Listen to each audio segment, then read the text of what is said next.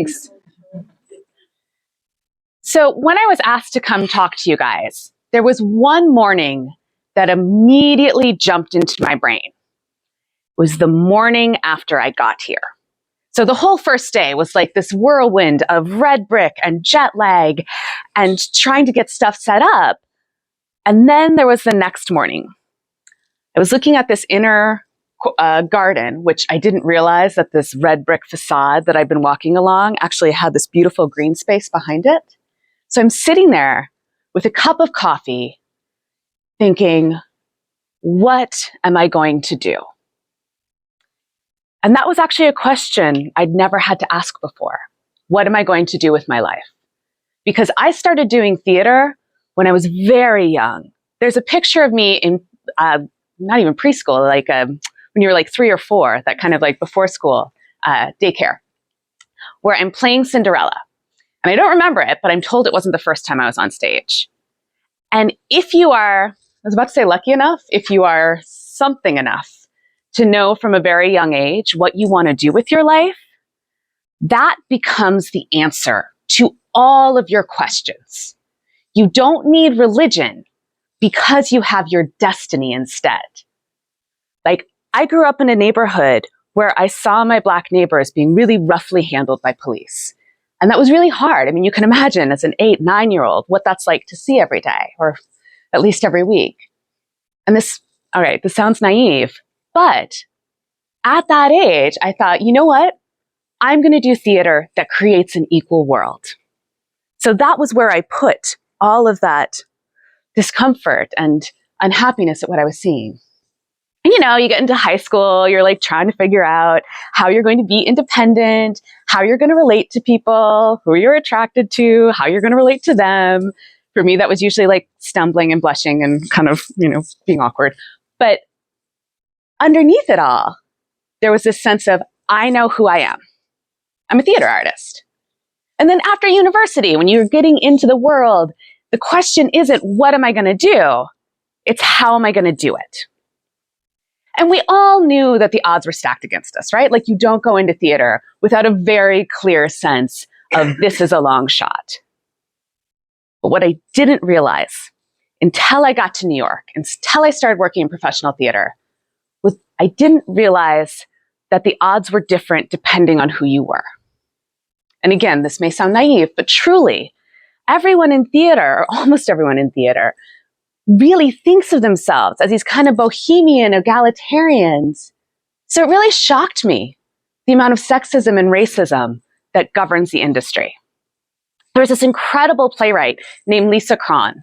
And when she finally got her very well-deserved Tony after a very long career, she stood up and she said, we are never going to have more women working in this industry as long as women are judged by what they've done and men are judged by their potential. And I have to tell you, for a lot of women, myself included, especially directors, playwrights, people whose opportunities aren't defined by the script, for a lot of us, that felt like a punch in the gut, because she had put so succinctly into words what we'd all experienced, but hadn't quite been able to put our finger on. And the racism was even worse. I mean, this is one example, but I had this friend who is this incredibly talented actor. Oh, he was charming and good looking and so good at what he did. And he struck gold. He had the kind of show that almost never comes along, that most actors go their entire careers without having. It was sold out and extended and extended and extended. And this was the show that everyone was talking about. And he was amazing in it. And there were profiles of him and he was in all the publicity. And we all know what happens after you get a show like this. After you get a show like this, you then get a Broadway show, or maybe like a cool TV role, or maybe a film role. And he was a dark-skinned Black actor whose type is really kind of like the nerdy intellectual. And after the show closed, nothing. For months and months. And then when he finally got another role, I was really excited for him. And I asked him, wait, why don't you look excited? And he said, the last show was about racism. The one before that was about slavery.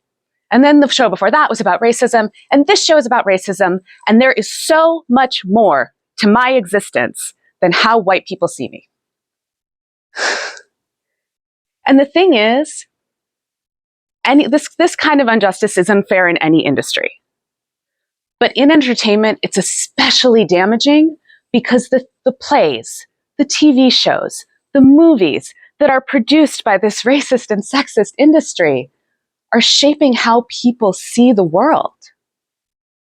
If you never see, for example, if you never see an image of history that shows women being active in anything besides motherhood and pursuing a husband, if you never see the many, many ways in which free people of color have contributed to the building of American and European societies and economies throughout history, you get a really ugly image of the world.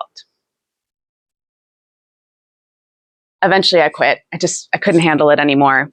And my partner had this idea of how he could move to Amsterdam. So as he's kind of preparing for this move, all my energy was focused on saying goodbye to New York. I had to say goodbye to people.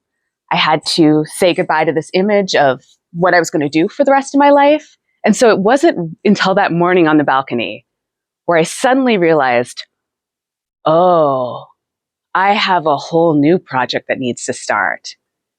And it's not just that I need to earn money, although I did very quickly. I needed to get that going. But it's also, wait, if I'm not a theater artist, who am I? If I don't have my calling to define me? So I basically was doing in my mid-30s what most people do in their teens. It was hard. And so I started networking, and I started seeing something as I networked that I'd never seen in the US. I started seeing people who started a business in their 40s, 50s, 60s. You just don't see that in the US. And part of it is healthcare, obviously, like our healthcare is attached to our job. So, the more likely you are to have health issues, the less likely you are to be able to leave a job. But it's not just that. There is no safety net in the US. All it takes is one thing going wrong. And I'm not speaking metaphorically. During the last couple years I was in New York, my day job was working at a nonprofit that fought housing discrimination. And at least once a week, so I was the front line of communications, so at least once a week, I would get a call from someone who said, I don't understand. I've done everything right. I've been so cautious my entire life. Either I got fired or I started a business and something went wrong. A supplier fell through. There was an accident. I got sick. It just took one thing to go wrong. And they'd say, and now I'm in a shelter. Or in New York, more often they'd say, I'm living on the street because the shelters are too dangerous. There's this image that I can't get rid of from that time that I worked at the housing nonprofit. See, a lot of nonprofits in New York, at least in the 2010s, were in the financial district. After 9/11, there was the real estate market cratered out. So a lot of landlords invited nonprofits to kind of come in to fill the space. And so they were at the end of their 10, 15, 20-year leases at this point. And so as you got off the subway, it would be this weird mix of people. The traffic in New York is such that these very wealthy brokers, these people for whom billions of dollars pass through their hands every day, they would still take the subway. Like if you're coming from the Upper East Side, Upper West Side in the morning, you're not going to do a car or a cab. You're just going to spend the entire day in traffic. So they take the subway. And then also getting off the subway at the same place were like all these like crunchy granola do-gooders like me who are also getting off to go to these nonprofits. And sometimes there was this man standing on the platform. His clothes were torn. He was dirty. He was barefoot. And there was something he saw right in front of him. And sometimes that thing that he saw made him really angry and he yelled at it. And sometimes that thing that he saw really scared him. You could see him kind of shying away from it. And we all walked by. I'm still ashamed to say I walked by as well. All of these people who are on their way to these jobs where we were trying to make things better, we walked by. All of these people who owned entire empty buildings that they'd bought as an investment, they walked by too. There are problems in cities, and I think in civilizations, but certainly in cities. There are problems that feel too big to solve. So we just look away.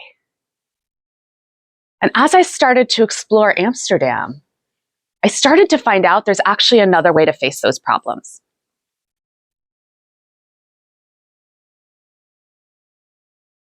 This is Samuel Sarfati. He was a doctor in a 19th century hospital for the poor.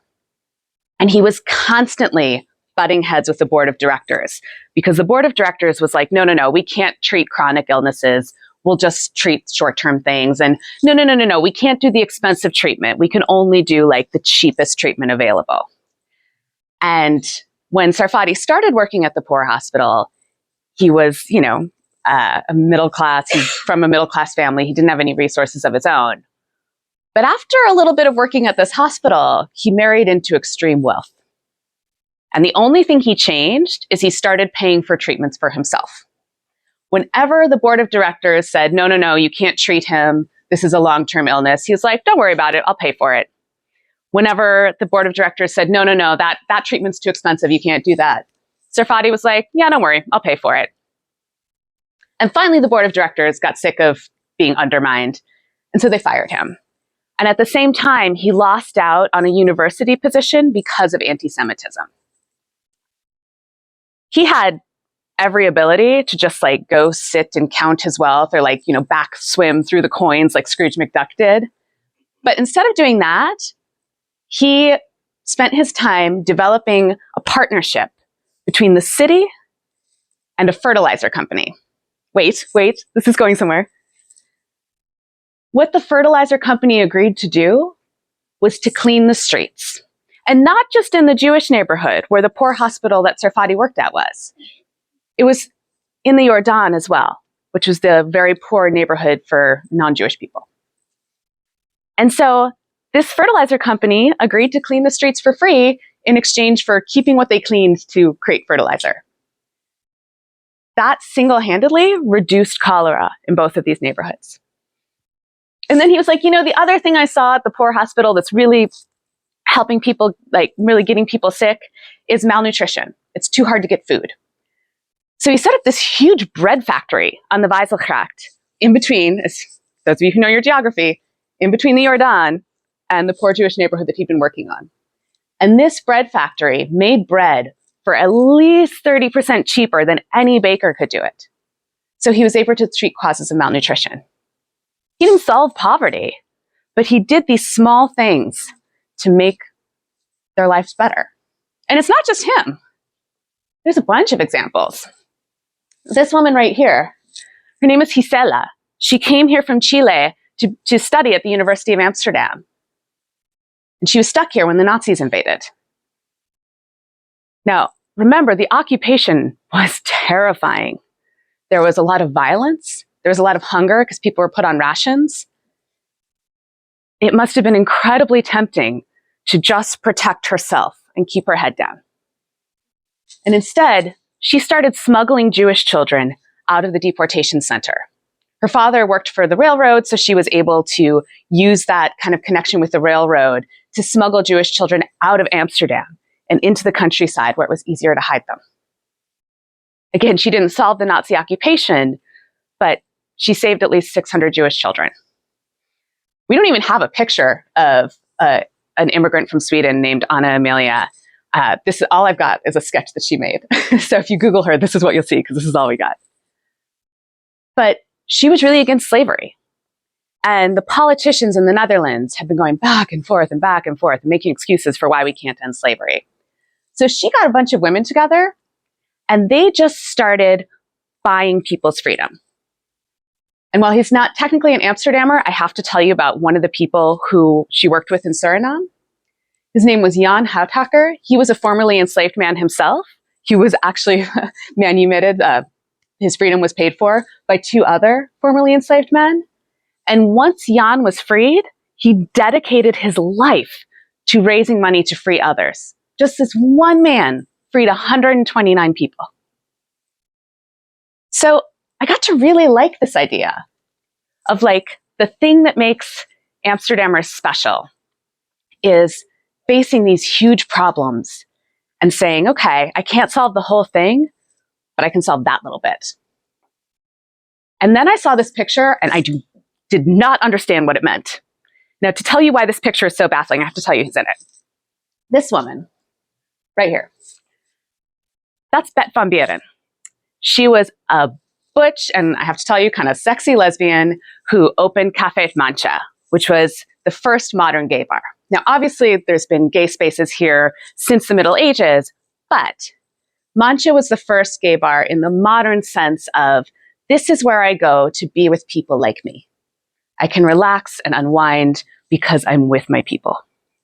And she started that at Mancha, and that's where this photo is.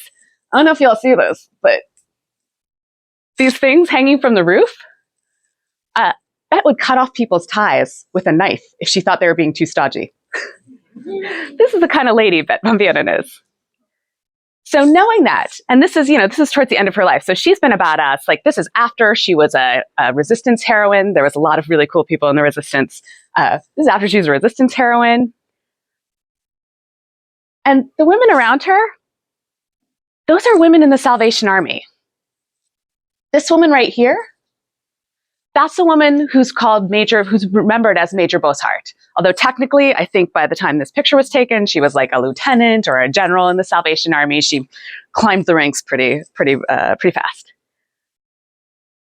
As you guys may know, the Salvation Army in the US is incredibly homophobic. There's actually multiple charities that were set up in New York so that you could help the homeless without going through the Salvation Army because of their anti-gay stance. So I saw this picture of Bet singing with the Salvation Army. And I'm like, what am I looking at? What is this? How is this happening? It turns out Major Boshart and Bet were really good friends. And I didn't get that at all. So I just kept learning as much as I could. And I found out that Bet was really a kind of guardian spirit. Like, the whole reason Mancha existed was that she was just a very protective person. So Mancha started as a place where, in this society, where everyone had a spot. Like, this was a time of pillarization. So there was like the Catholic place, and there was a Protestant place, and there was a socialist place. And in the midst of a lot of police harassment, queer people and the sex workers of Douala didn't have a place. And then they were welcomed into Mancha. And Bet would sit and drink with them and sing with them and, create a safe space before that was even a word. One of the things that she did that I absolutely love is she took advantage of Queen's Day. She would stand in the door to the bar and she wouldn't let anyone in who she didn't recognize. She'd just be like, sorry, private party. And under the guise of like, oh, it's Queen's Day, we're all going crazy for Queen's Day, men would dance with men, women would dance with women, people could come dressed in whatever gender suited them. So even in this time of incredible harassment, Bet created this one day out of the year where people could be themselves. And in a very different way, Major Boshart was the same. She didn't believe in sex work. She didn't believe in homosexuality. But she also didn't believe that her religion put her in a place of judgment. She was very devout, but she believed that her religion put her in a place of service, that her job was to care for everyone that she could. So she did set up a halfway house so that people who wanted to leave sex work could. But she also knew all of the sex workers by name. She chatted with them. She tried to help anyone in Douala who was missing something. I actually did an event recently where I was standing outside of the Salvation Army house, which is now named after Major Boshart. And someone from the Salvation Army kind of walked up to me. He's like, what are you doing? And I was like, oh, I'm talking about Major Bossart. And he launched into this like 30-minute story of being a teenager and using drugs and how Major Bossart made him feel welcome but not judged, and how that kind of led to a change in his life. And I realized what's special about this friendship, what made this friendship possible, is that both of these women were able to respect each other, even though they had different beliefs. They were able to make room in their lives, in their thought process, for someone who was doing the same thing from a really different angle. I found that to be really impressive. So I figured I was going to follow in their footsteps. After my deep dive into Amsterdam history, I had all these stories. And I thought about what I'd experienced in theater. And I thought about what scared me. It's not just the racism and the sexism and the homophobia and the anti-Semitism that permeates Western culture. It's also the way that those really huge problems that scare me are contributing to this kind of rising fascism. And I can't solve any of that. But I do know that they're all based on historical lies. And thanks to my, let's be honest, sort of obsession with Amsterdam history, I have this little microcosm in which I can combat those lies. So I started this business where I tell stories of women throughout history, of queer people throughout history, of people of color throughout history, of Jewish people throughout history, really showing these very active and engaged stories and doing everything I can to counter narratives. So like, I noticed that the way anti-Semitism is kind of happening here is that Jewish people are just referred to as victims of the Holocaust. So I do stories that go through all of the many ways that Amsterdam's Jewish community really built the culture up.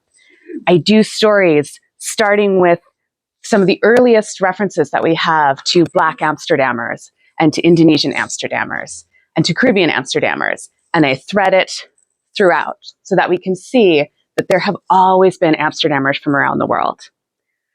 What else? I do queer history, making sure that it's clear that the gender spectrum and the spectrum of orientation is quite old. This is not a 20th or 21st century phenomenon. This is quite old. And I have to admit, I learned surprising things. I, for a year, told a story that I thought was about an 18th century trans man. And a really emotional tour made me realize that actually the story was about the fact that we have the right to ask more of our families than grudging tolerance. What am I missing? Oh, women. Yeah.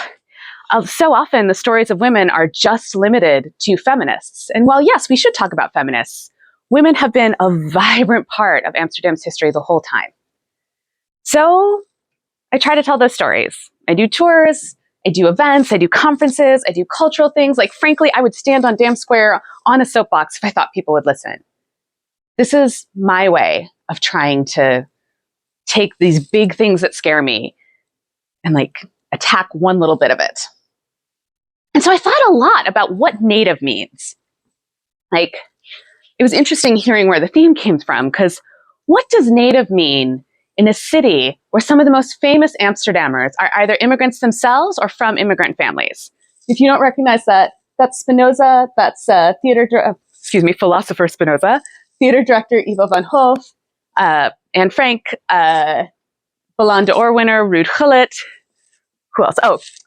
Dutch Shakespeare, Jos van den Wandel, and Rembrandt's patron and friend Jan Six. A lot of the most famous Amsterdammers have an immigration background. During times of cultural flourishing, like for example, the 1600s, when there was this big cultural and economic flourishing, for most of that period, 40% of Amsterdammers were born somewhere else. That line of Amsterdammers from elsewhere, if you look at that graph, it really tracks with the city has done well when it had lots of immigrants and has done worse when it had fewer immigrants.